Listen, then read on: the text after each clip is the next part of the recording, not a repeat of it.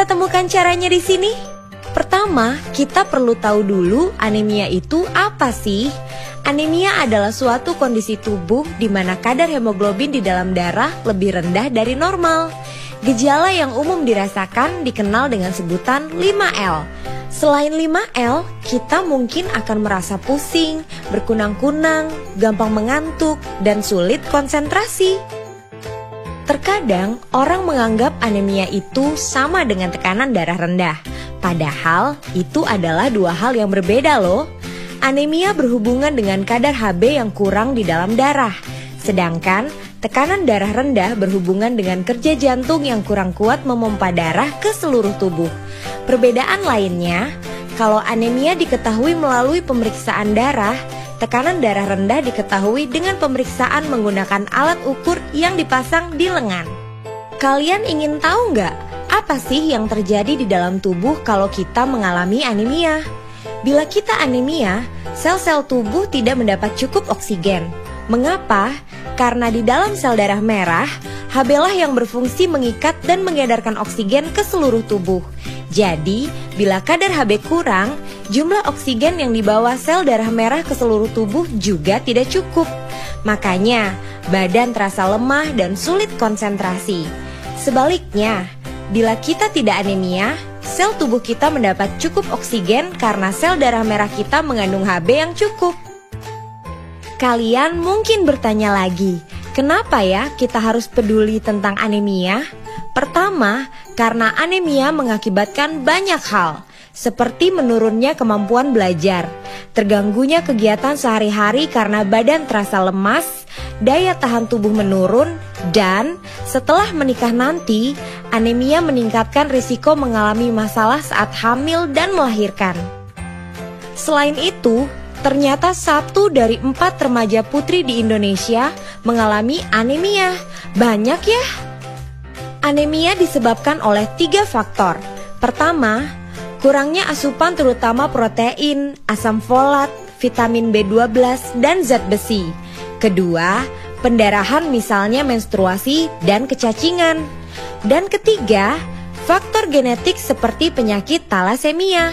Di Indonesia dan juga di banyak negara lainnya, penyebab utama anemia adalah kurangnya asupan zat besi. Menurut kalian, apakah remaja putri berisiko tinggi mengalami anemia? Ya, kalian benar. Remaja putri berisiko mengalami anemia karena 3 hal berikut. Pertama, kebutuhan zat besi yang tinggi karena pertumbuhan dan perkembangan yang cepat di masa pubertas. Kedua, kehilangan zat besi akibat pendarahan saat menstruasi. Ketiga, kebiasaan makan yang kurang baik, yaitu asupan zat besi yang kurang terutama dari pangan hewani. Kalian tahu nggak?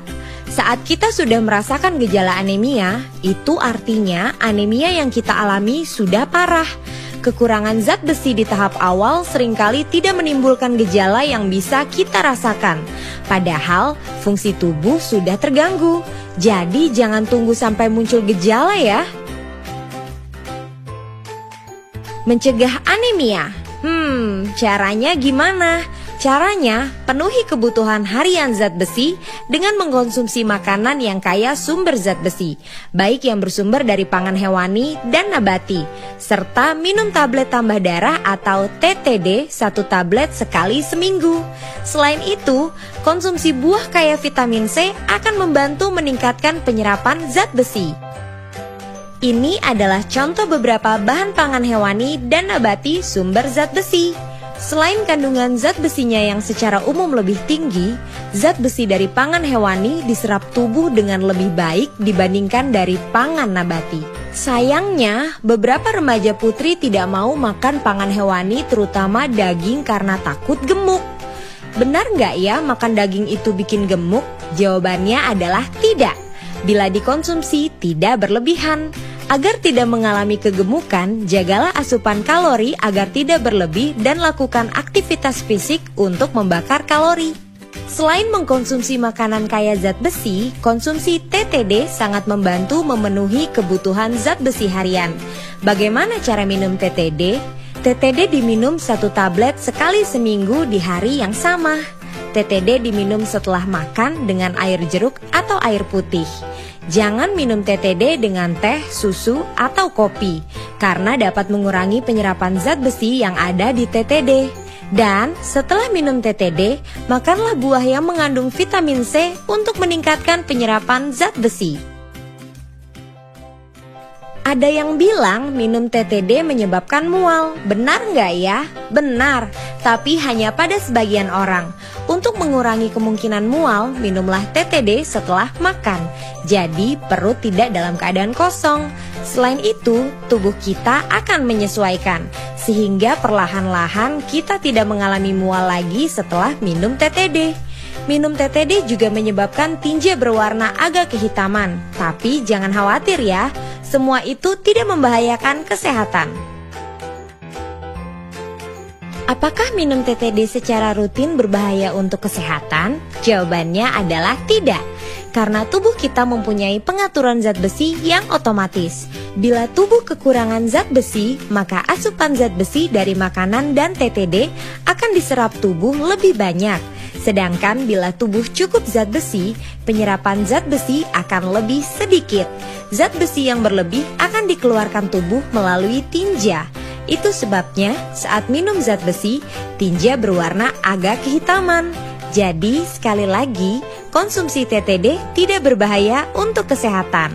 Dan sekarang aku tahu, bila anemia, kemampuan belajar menurun dan kegiatan kita terganggu. Kurang asupan zat besi adalah penyebab utama anemia. Remaja putri memiliki risiko yang tinggi mengalami anemia. Anemia harus dicegah sebelum muncul gejala. Caranya dengan mengkonsumsi makanan sumber zat besi serta minum TTD. Jadi tunggu apa lagi? Yuk bersama kita cegah